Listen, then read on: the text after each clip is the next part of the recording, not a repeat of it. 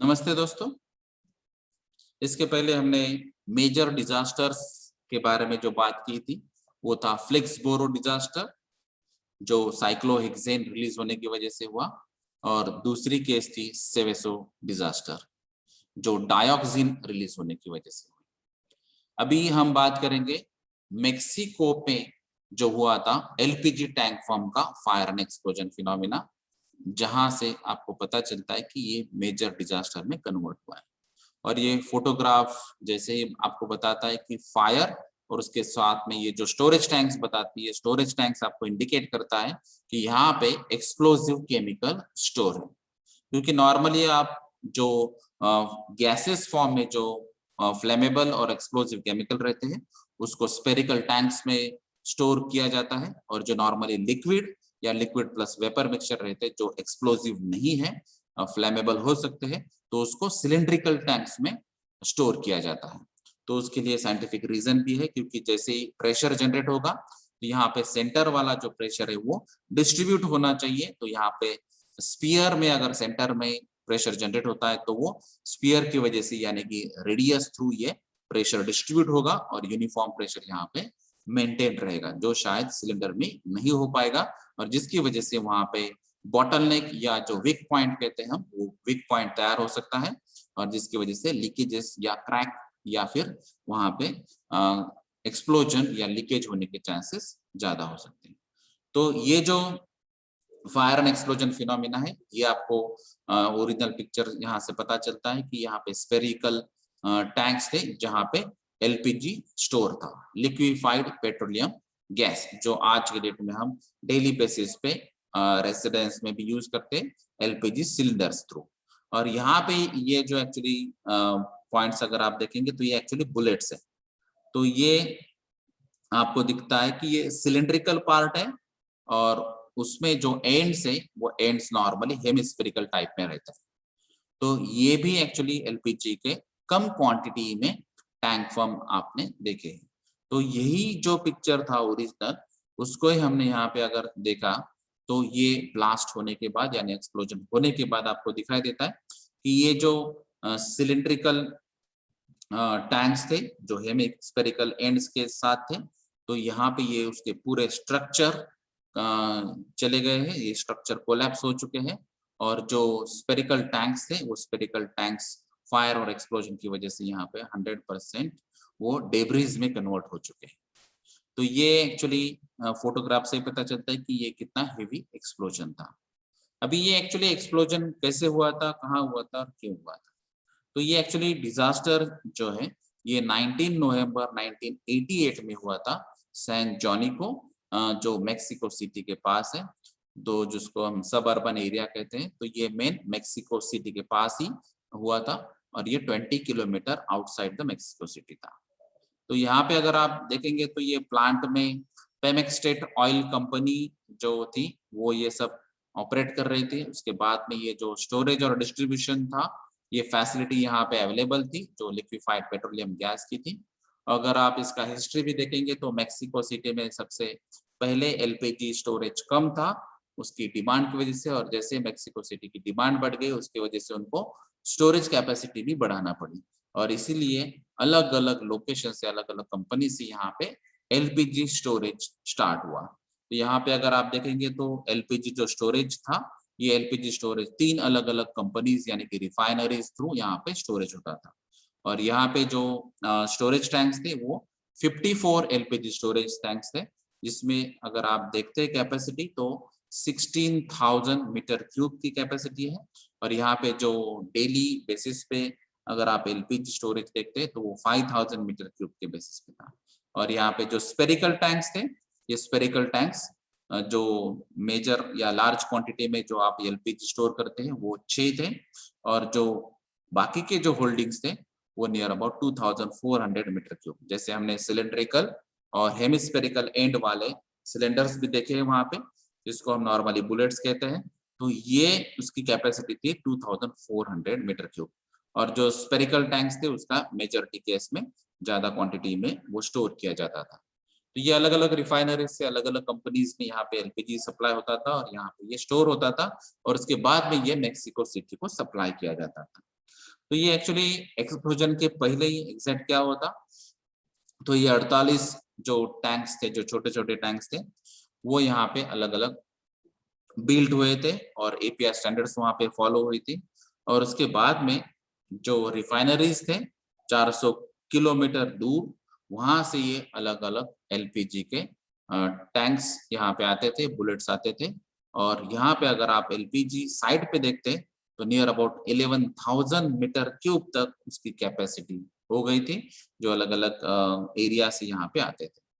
और यहाँ पे जो प्रेशर मेंटेन होता था, आपको जैसे मालूम है सिलेंडर में एक प्रेशर होता है मेंटेन, तो जैसे ही आपकी कैपेसिटी होगी वो कैपेसिटी के हिसाब से वहां पे प्रेशर मेंटेन करना पड़ता है, क्योंकि ये एक्चुअली लिक्विड फॉर्म में लिक्विड होता है, लिक्विड फॉर्म में ये केमिकल होता है। और जो प्रेशराइज होने की वजह से जैसे हम उसका वॉल ऑपरेट करते हैं वो गैस में कन्वर्ट होता है। तो ये लिक्विफाइबल पेट्रोलियम गैस है। और यहाँ पे प्रॉब्लम ये हुआ था कि सडनली प्रेशर रिलीज हुआ था या प्रेशर कम हो गया था। तो ये फॉल इन प्रेशर, ये सबसे मेन इसका रूट कॉज एनालिसिस था। एक्चुअल एनालिसिस थ्रू इन्वेस्टिगेशन के बाद भी एग्जैक्ट इसका root cause analysis technical basis पे पता नहीं चला, लेकिन प्रेशर यहाँ पे फॉल हुआ था, यही सबसे इसका मेन रीजन था। अभी जैसे ही प्रेशर ड्रॉप हुआ यहाँ पे, इसकी वजह से यहाँ पे इनिशिएटिव जो इनिशियल एक्शन हुई थी वो थी इमरजेंसी शटडाउन। और उसके बाद में आपने देखा है कि यहाँ पे मेजर डिजास्टर हुआ है। तो ये वेपर जो थे फॉल इन प्रेशर की वजह से यहाँ पे गैसियस में कन्वर्ट हुआ था और ये वेपर क्लाउड यहाँ पे एलपीजी का तैयार हुआ। और उसके वजह से ही इग्निशन सोर्स मिला, जैसे हमको मालूम है कि फायर ट्रायंगल में आपको ऑक्सीजन, इग्निशन सोर्स और फ्यूल, ये तीन बातें अगर आती है तो उसकी वजह से वहां पे फायर कैच होता है।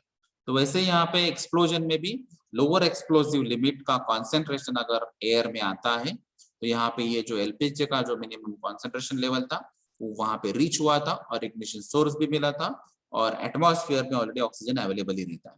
तो उसके बाद में ये वेपर क्लाउड एक्सप्लोजन स्टार्ट हुआ। अभी यहाँ पे बहुत सारे स्पेरिकल टैंक्स थे, बहुत सारे यहाँ पे बुलेट्स थे, जिसकी वजह से ये चेन रिएक्शन स्टार्ट हो गई। यानी कि जो एक स्पेरिकल टैंक या एक बुलेट का एक्सप्लोजन हुआ तो उसके नियर बाय बुलेट्स या नियर बाय स्टोरेज टैंक्स थे जो स्पेरिकल टाइप वाले थे, वहां पे उसके अलग अलग एक्सप्लोजन स्टार्ट हो गए। क्योंकि जैसे ही एक्सप्लोजन होता है टैंक की वजह से तो वहां पे फायर कैच होती है और फायर का जो टेम्परेचर है वो टेम्परेचर की वजह से दूसरे टैंक्स जो है उसको भी हीट प्रोवाइड हो जाती है। और हीट प्रोविजन होने के बाद उसमें भी जो अंदर एलपीजी रहता है उसका भी प्रेशर बढ़ता है। और प्रेशर जैसे ही बढ़ेगा तो वहां पे प्रेशर एनर्जी जो है वो रिलीज होनी रहती है। और इसकी वजह से ये सीरीज में अलग अलग टैंक्स में अलग अलग एक्सप्लोजन हुए। तो जैसे यहाँ पे आपको दिखता है कि ये मेक्सिको डिजास्टर में 19 एक्सप्लोजन हुए थे और इसमें 15 सिलेंड्रिकल टैंक्स थे और 4 जो है वो स्पेरिकल टैंक्स थे। तो इसमें ये 19 एक्सप्लोजन होने की वजह से यहाँ पे मेजर इम्पैक्ट हुआ है। तो ये एक्सप्लोजन नॉर्मली जो दिखते हैं वो मैक्सिमम सब ब्लेफ टाइप के थे, यानी कि बॉइलिंग लिक्विड एक्सपांडिंग। तो ये बॉइलिंग लिक्विड जो यानी कि यहाँ पे जो लिक्विड था एलपीजी में, एक्चुअली मैंने जैसे बताया कि लिक्विड स्टेट में ये केमिकल रहता है और यहाँ पे टेम्परेचर राइज होने की वजह से, जैसे हम ये लिक्विड स्टेट में रहता है, टेम्परेचर जैसे ही राइज होगा तो यहाँ पे ये बॉइलिंग पॉइंट रीच होगा और बॉइलिंग पॉइंट रीच होने के बाद लिक्विड की ये प्रॉपर्टी है कि वो एक्सपांड होगा। और जैसे ये एक्सपांड होगा यानी कि ये गैसियस या वेपर फॉर्म में चला जाएगा और जिसकी वजह से यहाँ पे उसका प्रेशर भी इंक्रीज होगा। और उसके बाद में अगर ये एलपीजी लीक होता है तो उसका वेपर क्लाउड बन जाएगा और ये अगर एक्सपांड होता है तो ये वेपर क्लाउड एक्सप्लोजन होता है बॉइलिंग लिक्विड की वजह से। और इसीलिए यहाँ पे इसको ब्लेफ कहते हैं। तो ये जो फिनोमिना था ये फिनोमिना कंटिन्यूअस बेसिस पे अलग अलग टैंक्स में जो सिलेंड्रिकल या स्फेरिकल फॉर्म में थे, तो ऐसे 19 एक्सप्लोजन जनरली ब्लेफ टाइप में हो चुके थे। तो अगर आप इसका टाइम देखेंगे तो ये कुछ सेकंड्स में ही ये कन्वर्ट होता था, उसके बाद में अलग अलग एक्सप्लोजन का कंटिन्यूएशन होता था।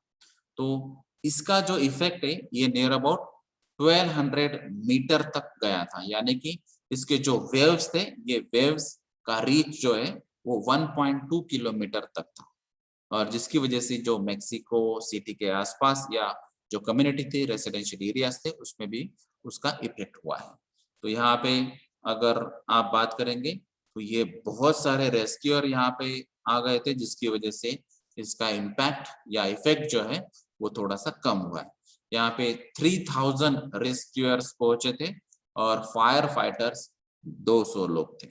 तो ये 200 फायर फाइटर और 3000 जो रेस्क्यू करने वाले जो पर्सन से एक्सपर्ट्स रहते हैं, वो यहाँ पे आ चुके थे, जिसकी वजह से ये जो फायर था, ये फायर कंटिन्यू बेसिस या स्प्रेड होने की वजह से बच गया। यानी कि यहाँ पे बहुत सारे अलग अलग टैंक्स थे, स्पेरिकल टैंक्स भी थे, ये भी थे, और आजू बाजू में जो इसके प्लांट के आजू बाजू में जो हाइड्रोकार्बन या कंबस्टिबल मटेरियल थे, वहां पर भी आग लगने के चांसेस थे। लेकिन ये फायर स्प्रेडिंग का इन्होंने एक्चुअली ये सब कंट्रोल किया, जहां पे 200 फायर फाइटर काम कर रहे थे और 3000 रेस्क्यूअर काम कर रहे थे। तो जितने भी यहाँ पे लोग थे उनको इवैक्यूएट कर लिया, और जो आजू बाजू में जो कंबस्टिबल मटेरियल्स थे उसको आइसोलेट कर लिया या सेपरेट आउट कर लिया, जिसकी वजह से इसका इफेक्ट जो है वो थोड़ा सा कम हो गया।